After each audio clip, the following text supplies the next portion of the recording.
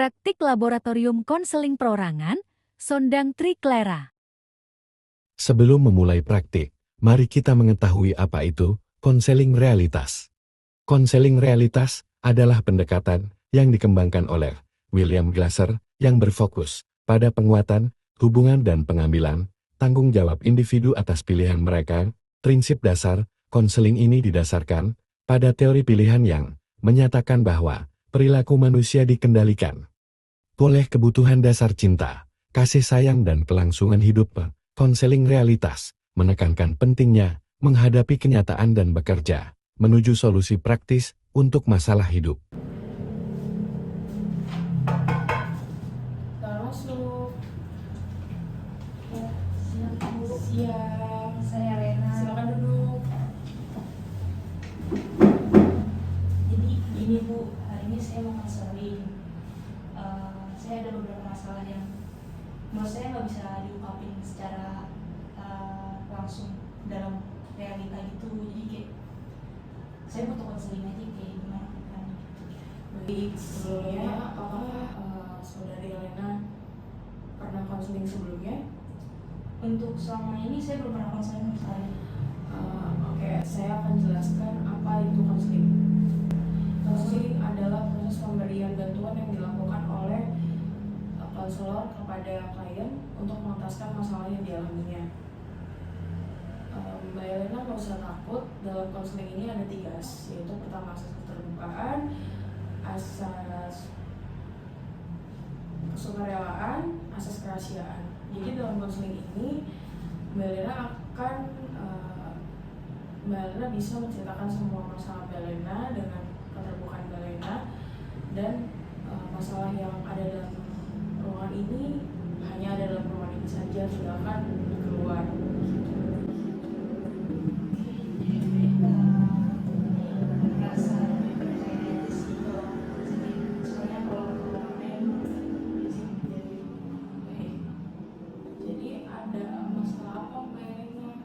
Jadi ini saya dibesarkan oleh orang tua saya yang saya nggak broken home, tapi saya menurut saya tidak ada keharmonisan antara orang tua saya, dan ini membuat saya sampai sekarang kayak males untuk mengungkapkan atau mencari pasangan hidup.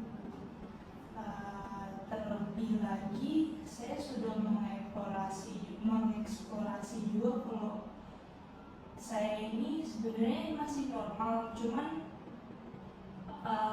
karena saya sudah melihat trauma yang saya alami dalam kehidupan rumah tangga orang tua saya, jadi saya lebih ke hidup sendiri itu lebih baik. Jadi gimana caranya untuk menghilangin rasa trauma itu, benar-benar kayak ada di kepala saya tiap hari. Bahkan saya udah beberapa kali ketemu laki-laki pun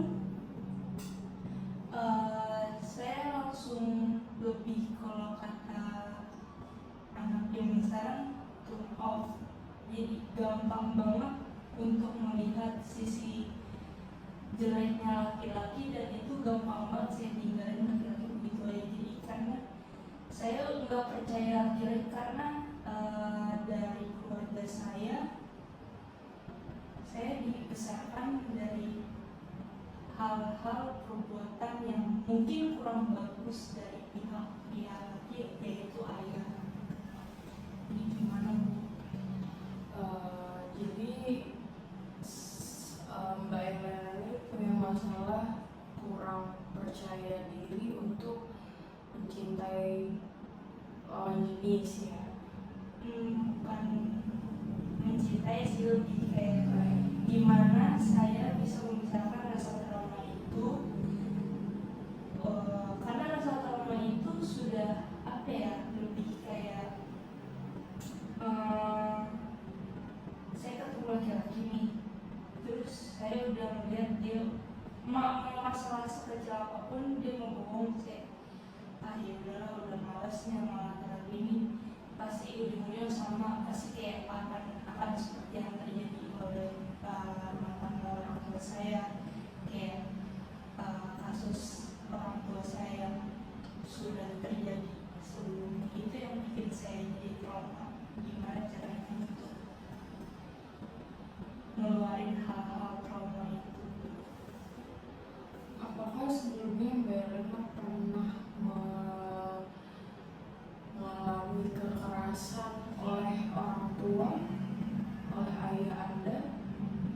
Kalau untuk itu selama saya dari saya kecil sampai sampai sekarang ini didikan orang tua saya sangat keras, dan waktu kecil ada beberapa masalah yang mungkin masalah itu tidak seharusnya terjadi ke anak, tapi imbasnya jadi masalah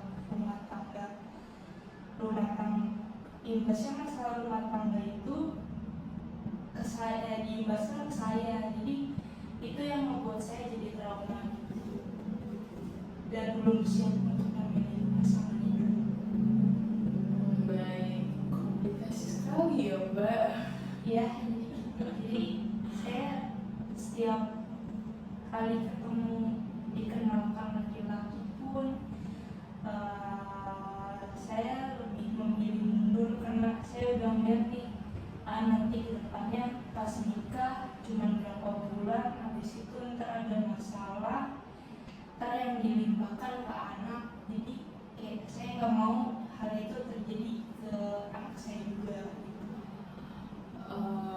Gini Mbak Elena, itu sebenarnya memang trauma yang sangat mendalam, karena Mbak Elena sudah melihat dari kasus orang tua Mbak Elena. Tapi saran dari saya, seharusnya Mbak Elena bisa mencoba mendalami peran-peran orang lain seperti yang Mbak Elena lakukan kepada teman Mbak Elena laki-laki. Pendekatan tuh perlu, jadi nggak harus yang langsung Mbak Elena bisa bertukar pikiran secara lebih, tapi harus pelan-pelan dulu mendalami sikap orang tersebut. Dan kalau bisa memang sih sebenarnya trauma itu sulit dilupakan, tapi kalau kita tidak mencoba, Mbak Elena tidak akan tahu bagaimana sikap laki-laki tersebut kepada Mbak Elena. Memang contoh dari apa yang kita lihat setiap harinya akan membuat kita berpikir bahwa nantinya pasti akan terjadi demikian ke kita kalau kita terus melihat apa yang kita lihat setiap harinya. Tapi coba Mbak Elena untuk bisa pelan-pelan mencoba untuk kembali pendekatan kepada teman-teman jenis Mbak Elena, agar bisa Mbak Elena merasakan benih-benih rasa yang cinta tulus dari seorang pasangan gitu Mbak Elena. Ya, jadi gitu aja sih Ibu. Kayak lebih apa ya, saya bukan dibilang enggak, biasanya gini kan banyak sampai saya punya lingkup teman-teman perempuan tuh menyikapinya bukan malah jadi saya trauma, tapi mengira saya tuh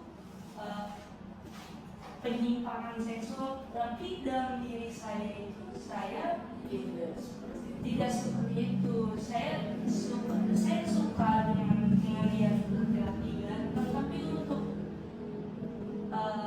menjalani hidup bersama laki-laki, apalagi peran seorang ayah itu sudah sangat ditancapkan di pikiran saya. Seorang ayah itu cuma ya bikin masalah aja. Jadi kayak menurut saya ya udah sebatas itu, melihat katanya ganteng, tapi kalau untuk hidup rest in your life bersama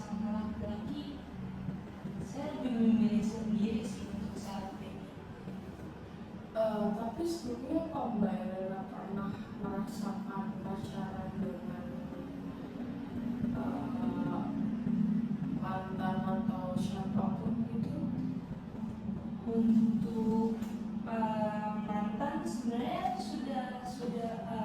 saya sudah mempunyai itu lah dari sekolah itu sampai saya terakhir kuliah tuh mantan saya ada 3 dan rata-rata putusnya itu ini saya nggak tahu ya, cuman dari komplemennya si laki-laki ini selalu bilang saya orangnya lebih ke masa bodoh dan tidak memperhatikan dia segala macam, dan itu jadi saya juga susah ekspres feeling saya ke dia karena pertama saya juga lebih ke ya udah saya nggak peduli dia ngapain, saya cuman kayak apa ya, sebenarnya dari 3 mantan ini pun saya nggak benar kayak oh saya sukanya yang murni, saya cintanya yang murni, enggak, saya lebih kayak ya udah mereka suka sama saya duluan, ya udah saya terima dengan baik, tapi saya lebih kayak bodoh amat gitu, jadi kayak nggak ada feelingnya sama sekali loh, lebih kayak belum nyantol aja karena emang dari 3 itu saya mungkin dibilang gak enak juga, saya nggak mau merasa saya kecantikan atau saya bilang no, tapi kayak karena ditanamkan dari kecil itu saya melihat peran laki-laki itu suatu hal yang negatif yang kurang menguntungkan juga bagi perempuan, jadi saya sama laki-laki kurang lebih untuk ekspresi feeling saya. Maaf sebenarnya Mbak Elena di rumah itu Mbak Elena punya saudara laki-laki? No, kami berempat perempuan. Oh, jadi Mbak Elena hanya punya saudara perempuan. Iya. Jadi yang peran laki-laki di rumah hanya ayah. Iya. Oh, oke. Sebelumnya Mbak Elena pernah nggak kayak melihat sesosok laki-laki entah dari keluarga ibu atau dari om-omnya Mbak Elena yang jadi kayak oh ini nih akan jadi laki-laki yang gue tuh pengen loh, atau saya tuh pengen nanti punya pasangan yang seperti sosok yang kamu idamkan. Pernah nggak? Ada nggak gitu? Di belakang motor keluarga saya. Iya, atau mungkin entah kakek, entah om gitu. Enggak sih, semua punya kekurangan dan kelebihannya masing-masing, jadi kayak standar aja, dan menurut saya gak ada lebih yang bisa saya ambil karena mereka juga ada plus ada minusnya di setiap masalah rumah tangga, dari om tante saya, kakek nenek saya, sepupu saya, suami istri itu kayak punya plus minus karena sebagian dari mereka yang perempuan malah yang menceritakan keluh kesahnya dalam pernikahan. Nah itu yang menjadi tambah beban lagi udah di dalam rumah tangga orang tua saya seperti ini.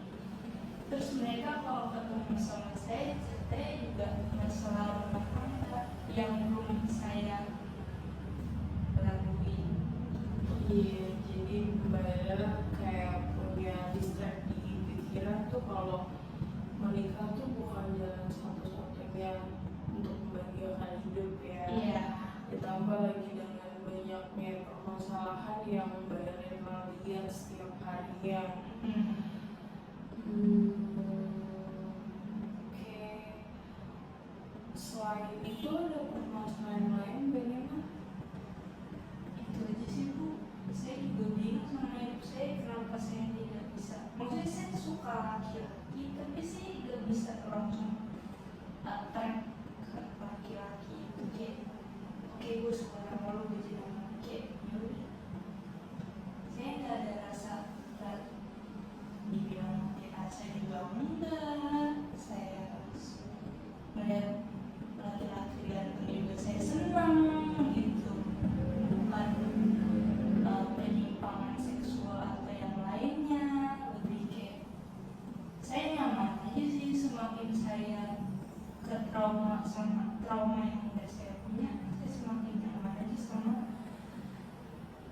saya yang sendiri.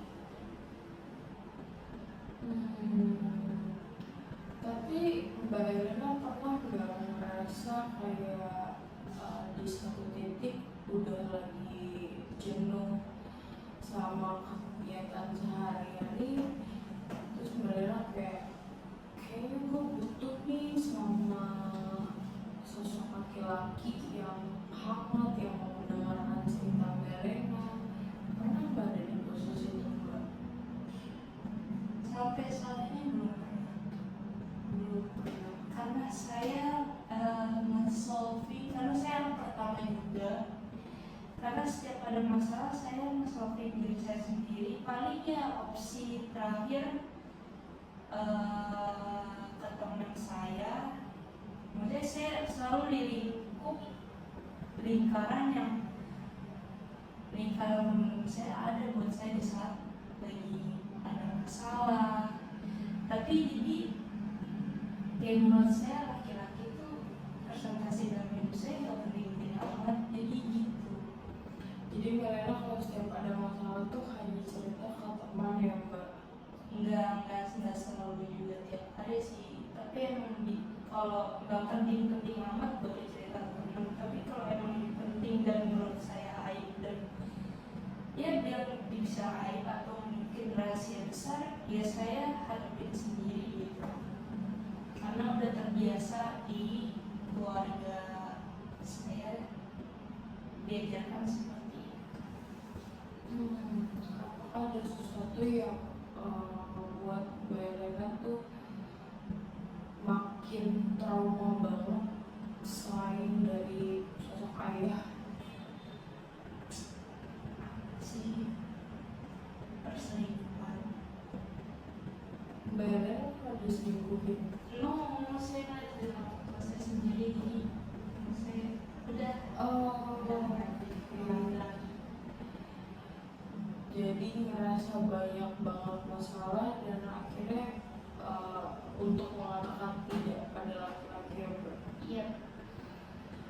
Oke, menurut saya sebagai saran saya sebagai konselor, jika memang Mbak harus terus tetap seperti ini sih, saya juga menyarankan itu sebenarnya tidak baik, tapi itu keputusan dari tangan Mbak sendiri.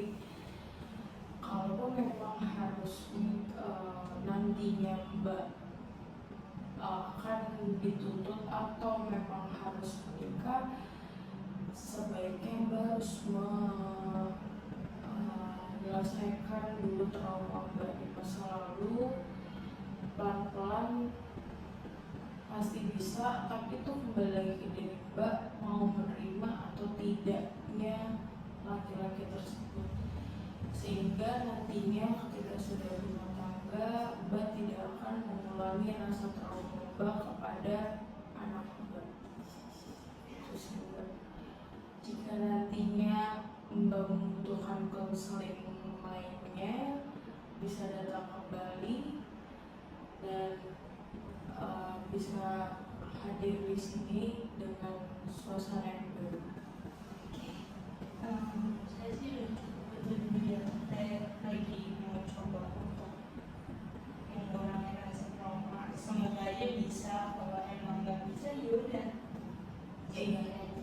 Tapi kalau saya saran sih harus pelan-pelan